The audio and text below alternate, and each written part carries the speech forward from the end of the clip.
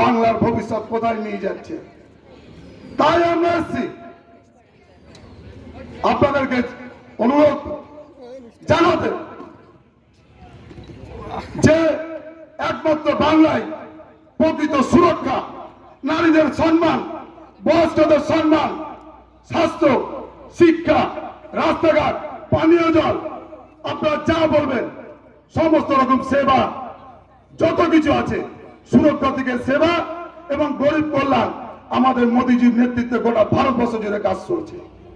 একমাত্র প্রকৃতই একমাত্র আমরা ভারতীয় জনতা পার্টি, আমরা গর্ব করে বলতে পারি যে আমরাই একমাত্র রাজনৈতিক দল ভারতবর্ষে যারা আমরা প্রকৃত পিছিয়ে পড়া গরিব মানুষদের কথা চিন্তা করি এবং আমাদের প্রধানমন্ত্রী তাদের কথা চিন্তা করে অক্লান্ত পরিশ্রম করছে এবং 175টার উপর প্রকল্প তিনি সাধারণ মানুষের জন্য ঘোষণা করেছেন। কি কি আমাদের সংকল্প, আমাদের মোদীজি কিছুদিন আগে ইস্তার প্রকাশ করেছিলেন। সেই ইস্তারে কি দিচ্ছে, প্রত্যেকটা বাড়িতে আছে সৌরঘর।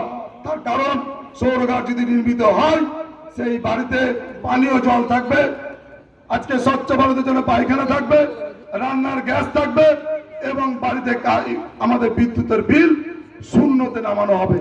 আপনারা দেখতে পাচ্ছেন প্রত্যেক বাড়িতে ইলেকট্রিশিয়ান এখন যা কাজ চলছে, ইলেকট্রিক বিল বর্তমানে কি হারে দিতে হচ্ছে, সেই ইলেকট্রিকের বিল আমরা শূন্য নামানোর কথা চিন্তা করছি।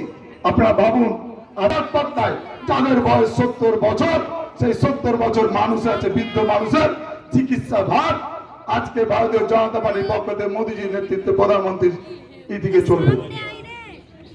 আমাদের মোদীজি বলেছে